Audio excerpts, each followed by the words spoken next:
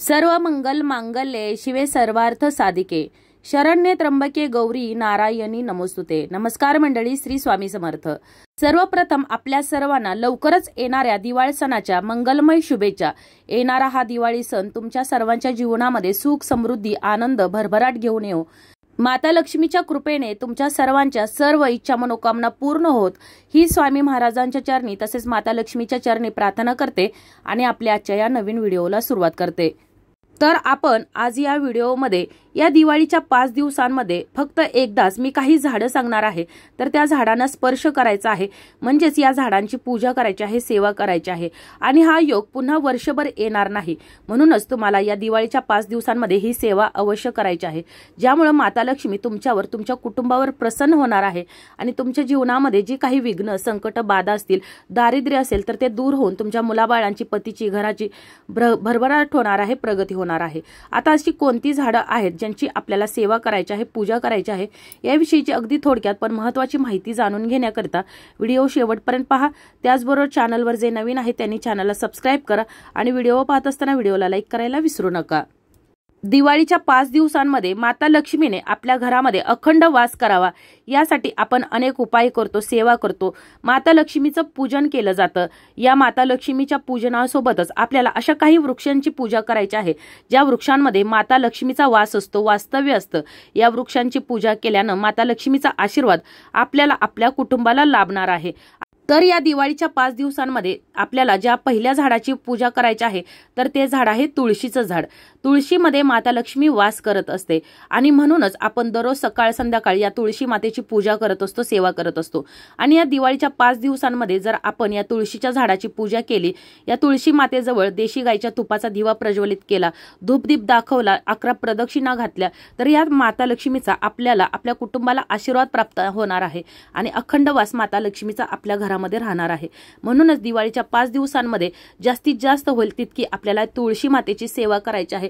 त्याचबरोबर तुळशीला जल अर्पण करत असताना या पाण्यामध्ये आपल्याला चिमूटभर हळद टाकायची आहे आणि हे पाणी आपल्याला तुळशीला अर्पण करायचं आहे। त्याचबरोबर ऊसाचा रस देखील आपण या दिवसांमध्ये तुळशीला अर्पण करू शकता। लाल रंगाची फुलं देखील या ठिकाणी अर्पण करायची आहेत। त्याचबरोबर साज शृंगाराचे जे साहित्य असतं तर ते देखील आपल्याला माता लक्ष्मीला म्हणजेच या तुळशी मातेला अर्पण करायचं आहे। आता जे दुसरं जे झाड आहे, ज्या झाडाची आपल्याला या दिवाळीच्या 5 दिवसांमध्ये पूजा करायची आहे तर ते झाड आहे आवळ्याचं झाड। आवळ्याच्या झाडावर भगवान श्रीहरी विष्णू वास्तव्य करत असतात आणि जेथे भगवान श्रीहरी विष्णू तर तेथे माता लक्ष्मी असणारच ना। आणि म्हणूनच आपल्याला या दिवाळीच्या 5 दिवसांमध्ये या आवळ्याच्या झाडाचा अवश्य पूजन करायचं आहे। शक्य असेल तर आपल्या घराच्या अंगणामध्ये किंवा दारामध्ये आपण हे आवळ्याचं झाड लावू शकता, जेणेकरून दररोज आपल्याला या आवळ्याच्या झाडाची पूजा करता येईल। आणि आवळ्याच्या झाडाची पूजा करणं म्हणजेच माता लक्ष्मीची सेवा करण्यासारखंच आहे आणि म्हणूनच तुम्ही या आवळ्याच्या झाडाची शक्य असेल तर दिवाळीच्या 5 दिवस पूजा करायची आहे किंवा 1 दिवस केली तरी देखील चालेल, जेणेकरून माता लक्ष्मी आणि भगवान श्रीहरी विष्णूची आपल्यावर कृपा होणार आहे। त्यांच्या कृपेने आपल्या सर्व इच्छा मनोकामना पूर्ण होणार आहेत। त्यानंतर पुढचे जे झाड आहे, वृक्ष आहे ज्याची आपल्याला पूजा करायची आहे तर ते आहे वडाचं झाड। वडाच्या झाडाला वटवृक्ष असं देखील म्हटलं जातं आणि आपल्या हिंदू धर्मात पिंपळानंतर या वटवृक्षाला खूप महत्त्व आहे। वट सावित्री हा सण आपल्या हिंदू धर्मामध्ये साजरा केला जातो आणि या दिवशी म्हणजेच वट पौर्णिमेच्या दिवशी वडाच्या झाडाची पूजा केली जाते। या वडाच्या झाडामध्ये भगवान शिव वास करत असतात आणि म्हणूनच भगवान शिवांची आपल्यावर, आपल्या कुटुंबावर कृपा राहावी म्हणून या दिवाळीच्या 5 दिवसांमध्ये आपल्याला या वडाच्या झाडाची देखील पूजा करायची आहे। तर आता दुसरं जे झाड आहे तर ते आहे अशोकाचं झाड। अशोक वृक्षाला आपल्या हिंदू धर्मामध्ये अत्यंत पवित्र आणि शुभ मानलं जातं। या अशोक वृक्षातही भगवान शिव वास करत असतात।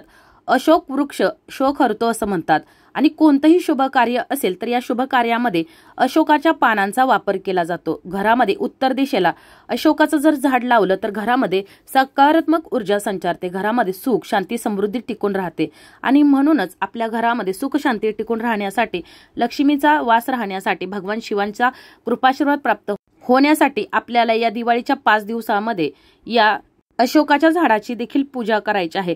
त्यानंतर पुढचं जे झाड आहे तर ते आहे केळीचं झाड। आपल्या हिंदू धर्मामध्ये कोणतंही शुभ कार्य असेल तर त्या शुभ कार्यासाठी केळीच्या झाडाची पाने तसेच केळी आपण वापरत असतो। भगवान विष्णू आणि माता लक्ष्मी यांना केळी अतिशय प्रिय आहेत आणि म्हणूनच आपण प्रसाद स्वरूपात देखील ही केळी वाटत असतो आणि आपल्या घरामध्ये सुख समृद्धी टिकून राहावी, भगवान श्री हरी विष्णूंचा माता लक्ष्मीचा आशीर्वाद प्राप्त व्हावा यासाठी या दिवाळीच्या 5 दिवसांमध्ये या केळीच्या झाडाची आपल्याला पूजा करायची आहे। त्यानंतर पुढचं जे झाड आहे, वृक्ष आहे, तर ते आहे शमीचं। शमी वृक्षाची पूजा केल्यानं शत्रूवर विजय प्राप्त होतो। शमीचं झाड खूप शुभ मानलं जातं आणि भगवान श्री रामानीही या शमीच्या झाडाची पूजा केली होती, म्हणूनच आपल्याला या शमीच्या झाडाची देखील या दिवशी म्हणजेच दिवाळीच्या 5 दिवसांमध्ये पूजा करायची आहे। शमी भगवान गणेश आणि शनिदेवाला खूप प्रिय आहे। आता जे पुढचं जे झाड आहे ज्याची आपल्याला पूजा करायची आहे तर ते झाड आहे पिंपळाचं झाड। गीतेमध्ये भगवान श्रीकृष्णाने पिंपळाचे झाड त्यांचं स्वरूप असल्याचं सांगितलं जातं आणि म्हणूनच आपल्याला या पिंपळाच्या झाडाची पूजा करायची आहे, जेणेकरून भगवान श्रीकृष्ण आपल्यावर प्रसन्न होतील आणि आपली दुःख दूर करतील। भगवान श्रीकृष्ण हे देखील भगवान श्रीहरी विष्णू यांचं स्वरूप आहे। आपले हिंदू धर्मामध्ये पिंपळाचे झाड पूजनीय आणि अत्यंत पवित्र मानलं जातं। पौराणिक कथा आणि हिंदू धर्मशास्त्रानुसार असं म्हणतात की भगवान विष्णू पिंपळाच्या मुळामध्ये, केशव देठात, नारायण फांद्यामध्ये, भगवान हरी पानामध्ये वास करत असतात आणि फळांमध्ये सर्व देवी देवता वास करतात आणि त्यामुळे या पिंपळाच्या झाडाची सेवा करणं, उपासना करणं खूप फायदेशीर ठरतं। या पिंपळाच्या झाडाची पूजा केल्यानं आपल्या जीवनातील सर्व संकट, विघ्न, दारिद्र्य दूर होतं। त्याचबरोबर पितृदोषापासून देखील आपल्याला मुक्ती मिळते। याशिवाय आपल्याकडून कळत नकळत जी काही पाप झाली असतील तर त्या पापकर्मापासून देखील आपल्याला मुक्ती मिळते आणि त्याचबरोबर या पिंपळाच्या झाडाची पूजा केल्यास माता लक्ष्मी देखील आपल्यावर प्रसन्न होते आणि तिचा कृपाशीर्वाद आपल्याला प्राप्त होतो। म्हणूनच आपल्याला या दिवाळीच्या 5 दिवसांमध्ये या पिंपळाच्या झाडाची पूजा अवश्य करायची आहे। त्याचबरोबर हिंदू धर्मशास्त्रानुसार पिंपळाच्या झाडाची पूजा करत असताना सूर्योदयानंतरच आपल्याला ही पूजा करायची आहे। पिंपळाच्या झाडाची पूजा करणाऱ्या व्यक्तीच्या सर्व मनोकामना पूर्ण होतात, सोबतच शत्रूचाही नाश होतो, ग्रहदोष, बाधा, कालसर्पदोष। आता या पिंपळाच्या झाडाची पूजा करत असताना पिंपळाच्या झाडाच्या मुळाशी आपल्याला मोहरीच्या तेलाचा दिवा प्रज्वलित करायचा आहे। आता मी यापूर्वी जे काही वृक्ष सांगितलेले आहेत, झाडं सांगितलेले आहेत, तर त्या सर्व झाडांखाली आपल्याला देशी गाईच्या तुपाचा दिवा प्रज्वलित करायचा आहे, परंतु पिंपळाच्या झाडाखाली आपल्याला मोहरीच्या तेलाचा दिवा प्रज्वलित करायचा आहे। त्यानंतर आपल्याला या पिंपळाच्या झाडाला जल अर्पण करायचं आहे। हे जल अर्पण करत असताना आपल्याला या पाण्यामध्ये चिमूटभर हळद, चिमूटभर काळे तीळ आणि चिमूटभर पिवळी मोहरी टाकायची आहे आणि हे झाडाला पाणी घातल्यानंतर यातील थोडंसं पाणी वाचून आपल्या घरी घेऊन यायचं आहे आणि आपल्या घरामध्ये संपूर्ण हे पाणी शिंपडायचं आहे, जेणेकरून आपल्या घरामध्ये सुख समृद्धी, शांतता कायम टिकून राहील, माता लक्ष्मीचा देखील घरामध्ये वास राहील। त्यानंतर आपल्याला पिंपळाच्या झाडाला 11 प्रदक्षिणा घालायच्या आहेत। त्यानंतर आपल्याला भगवान श्री हरी विष्णूंच्या मंत्राचा जप करायचा आहे, ओम नमो भगवते वासुदेवाय नमः। त्यानंतर माता लक्ष्मीचं देखील या ठिकाणी बसून आपल्याला नामस्मरण करायचं आहे। 108 वेळा आपल्याला नामस्मरण करायचं आहे।